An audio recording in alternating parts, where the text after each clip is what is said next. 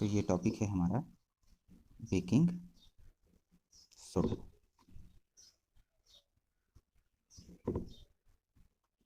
तो baking soda का जो सूत्र है वो है हमारे पास सोडियम हाइड्रोजन कार्बोनेट NaHCO3। तो मैंने जैसे कि बोला, इसको बनाने के लिए भी हम नमक का प्रयोग करेंगे, क्योंकि नमक से निकलने वाले रसायनों को ही हम अभी पढ़ रहे हैं कि नमक का प्रयोग हम करते हैं बहुत से रसायनों को बनाने के लिए। अभी तक हमने कुछ रसायन पढ़ लिए, सोडियम हाइड्रोक्साइड, क्लोरीन, विरंजक चूर्ण। अब है, तो देखिए कैसे हम इसका प्रयोग करेंगे। इसके साथ क्या क्या हमें मिलाना है: जल, कार्बन डाइऑक्साइड और अमोनिया NH3। इनको, इन सब की मिली जुली अभिक्रिया के बाद हमारे पास बनेगा अमोनियम क्लोराइड। अमोनिया और क्लोराइड, NH3 यहाँ से आएगा, क्लोरीन यहाँ से आएगा, एक हाइड्रोजन जल से लिया जाएगा, बाकी बच गया हमारे पास Na, सोडियम बच गया है, एक हाइड्रोजन यहाँ से बचा है, एक हाइड्रोजन यहाँ से अमोनिया के साथ जुड़ गया है, NH4 बन गया है, एक रह गया है वो यहाँ लग जाएगा, और CO2 बचा है और एक ऑक्सीजन ये बचा है, तो बन गया CO3। तो देखिए अभिक्रिया हो गई पूरी हमारे पास, अमोनियम क्लोराइड NaCO3। ठीक है, तो इस अभिक्रिया में अमोनियम क्लोराइड भी मिला है, लेकिन हमें चाहिए सोडियम हाइड्रोजन कार्बोनेट, जिसको हम बेकिंग सोडा बोलते हैं। अब बेकिंग सोडा और बेकिंग पाउडर ये दो अलग अलग चीज़ें हैं, उसको भी हम समझेंगे। पहले देख लेते हैं sodium hydrogen carbonate baking soda के बारे में और अधिक जान लेते हैं। तो हमने सोडियम हाइड्रोजन कार्बोनेट का उपयोग हम रसोई घर में करते हैं, पकौड़े वगैरह बनाने के लिए करते हैं, कुछ भी कुरकुरे चीज़ें बनाने के लिए हम करते हैं, या जल्दी पकाने के लिए हम सोडियम हाइड्रोजन कार्बोनेट का प्रयोग करते हैं। एक और ख़ास बात है, बेकिंग सोडा, खाने वाला सोडा, अगर आप हल्का सा पानी में मिलाएंगे और जब आपको एसिडिटी होगी तो उसे भी पी सकते हैं, तो इससे आपकी एसिडिटी खत्म हो जाएगी। तो यानी इसका मतलब क्या है, इसकी प्रकृति कैसी है, क्षारकीय। ठीक है, एसिडिटी को कम करता है, लेकिन ज़्यादा मात्रा में आप इसको प्रयोग नहीं कर सकते, क्योंकि अगर ज़्यादा मात्रा में डाल दिया तो देखिए क्या होता है। जब आप सोडियम हाइड्रोजन कार्बोनेट यानी बेकिंग सोडा इसको गर्म करेंगे, भोजन में किसी में डालते हैं और उसको गर्म करते हैं, ऊष्मा देते हैं, तो इससे बन जाएगा Na2CO3, थोड़ा सा जल निकलेगा और साथ में निकलेगी कार्बन डाइऑक्साइड CO2। ठीक है, तो यहाँ पे जो Na2CO3 है ये है हमारे पास धोने वाला सोडा, धोने का सोडा। ठीक है, तो खाने के सोडे को गर्म करेंगे तो बन जाएगा धोने का सोडा। अब यहाँ पर अगर हमें धोने का सोडा हमें प्रयोग में लाना है, बनाना है, तो हम खाने वाले सोडे को गर्म कर देंगे, उसमें से कार्बन डाइऑक्साइड और जल निकल जाएगा, धोने का सोडा बच जाएगा। अब कभी आप खाने में अगर ज़्यादा बेकिंग सोडा डाल देंगे तो उसमें टेस्ट कैसा आएगा, साबुन की तरह टेस्ट आएगा, कड़वा कड़वा टेस्ट आएगा उसमें आपको, और देखना पेट भी कैसे ख़राब हो जाएगा। तो देखिए यहाँ पर बेकिंग सोडा के प्रयोग क्या क्या हो गए। एक तो हम ये बना सकते हैं, धोने वाला सोडा इसमें से बनाया जा सकता है। दूसरा, इसका उपयोग हम एंटासिड के रूप में कर सकते हैं। ठीक है, एंटासिड के रूप में अभी मैंने आपको बोला कि जब ज़्यादा एसिडिटी हो जाए तो हल्का सा पानी में मिला लो, क्षारकीय क्योंकि इसकी प्रकृति है तो अम्लता को ख़त्म कर देगी। साथ में इसको हम जो सोडा अम्ल अग्निशामक होते हैं, ठीक है, फायर एक्सटिंग्विशर होते हैं सोडा वाले, उनमें भी यूज़ किया जाता है। एक और बात जो मैंने आपको बोली कि जो खाने का सोडा है, एक बेकिंग सोडा होता है, एक बेकिंग पाउडर होता है। देखिए एक है बेकिंग पाउडर, दोनों में फ़र्क है।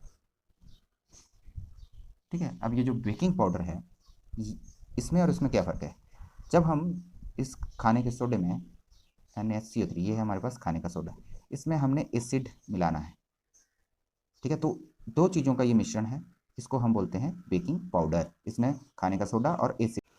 तो देखिए ये है हमारे पास बेकिंग पाउडर।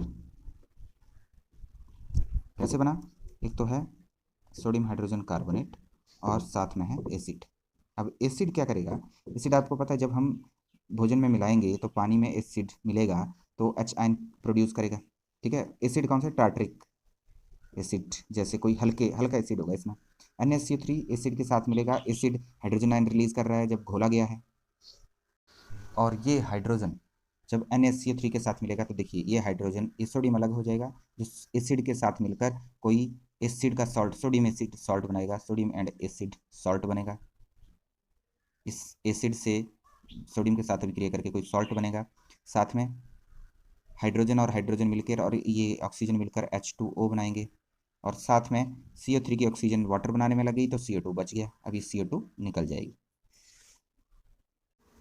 तो कार्बन डाइऑक्साइड तो इसको गर्म करने पर भी निकली थी, यहाँ भी निकली है। तो फर्क क्या है? फर्क यह है कि ये जब आपने भोजन में मिलाया है, जब आप उसको पकाएंगे, ठीक है, तो पकाएंगे तब वो कार्बन डाइऑक्साइड निकलेगी। लेकिन यहाँ पर क्या हो रहा है, जब ये बेकिंग पाउडर को हमने मिलाया है पानी में, तब उसके साथ ही कार्बन डाइऑक्साइड निकलना स्टार्ट हो जाएगी।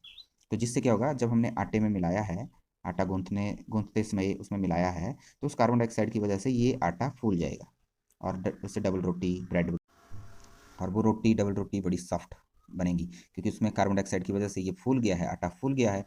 तो जब रोटी बनाएंगे तो उसके बीच में काफ़ी स्पेसेस रहेंगे, क्योंकि कार्बन डाइऑक्साइड की वजह से वो स्पेस बन गए हैं, जिसके कारण ये आटा फूल गया है। आटा फूला है कार्बन डाइऑक्साइड के कारण। तो गर्म करेंगे, पकाएंगे, तो फिर वो कार्बन डाइऑक्साइड निकल जाएगी वहाँ से और रोटी मोटी मोटी बनेगी, सॉफ्ट सॉफ्ट बनेगी, इसीलिए बनती है। लेकिन जब आपने बेकिंग सोडा मिलाया है सिर्फ, तो या तो उसको बड़ी देर उसमें रखना पड़ेगा आपको, या जब पकाएंगे तब वो कार्बन डाइऑक्साइड निकलेगी, तो इतना सॉफ्ट, बल्कि वो पकवान जो आपने बनाया है जिसमें बेकिंग सोडा डाला है, वो कुरकुरे बनेंगे, वो ज़्यादा करारे करारे बनेंगे। ठीक है, सॉफ्ट चाहिए अगर आपको, तो बेकिंग पाउडर आपको यूज़ करना है। बेकिंग पाउडर क्यों यूज़ कर रहे हैं? क्योंकि उसमें पहले से एसिड है, जब आटे के साथ गूंथेंगे तो एसिड में से हाइड्रोजन निकल जाएगा, क्योंकि पानी हमने मिलाया है, और ये हाइड्रोजन इसके साथ अभिक्रिया करेगा और H2O बन जाएगा, और ये कार्बन डाइऑक्साइड बन जाएगी, और सोडियम और एसिड का कोई लवण बन जाएगा। तो इस तरह से हमने बेकिंग सोडा के उपयोग पढ़ लिए। एक तो बेकिंग पाउडर बना इससे, कैसे बना? बेकिंग पाउडर बनाने के लिए हमने इसमें कोई टार्ट्रिक एसिड की तरह का सॉफ्ट एसिड डाला हुआ है। दूसरा, ये जो बेकिंग पाउडर है, इसका उपयोग हम एंटासिड के रूप में भी कर सकते हैं। बेकिंग सोडा का उपयोग एंटासिड के रूप में हम कर सकते हैं, या अग्निशामक में भी इसका प्रयोग किया जाता है, जिसको हम सोडा अम्ल अग्निशामक कहते हैं। ठीक है, ये उपयोग तो इसके बाद है हमारा धोने का सोडा। तो धोने का सोडा आपको पता कैसे मिलेगा हमें? हमने बेकिंग सोडा को गर्म किया था, NaHCO3 को गर्म किया था, तो उससे हमें Na2CO3 बना है। ठीक है, इसको पानी में घोल के गर्म करेंगे, फिर उसका क्रिस्टलाइजेशन करेंगे। क्रिस्टलीकरण आपने पढ़ा है 9th क्लास में, कैसे किया जाता है।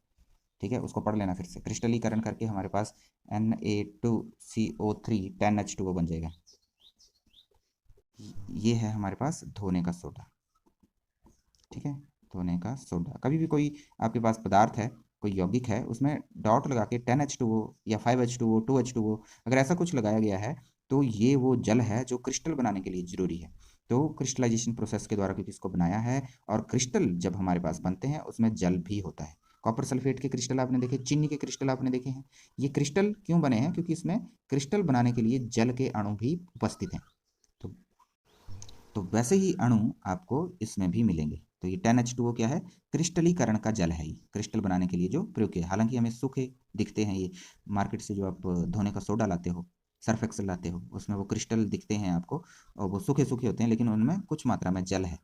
एक सोडियम कार्बोनेट के अणु के ऊपर 10 जल के अणु उसके साथ जुड़े होते हैं एक एक क्रिस्टल में। ठीक है,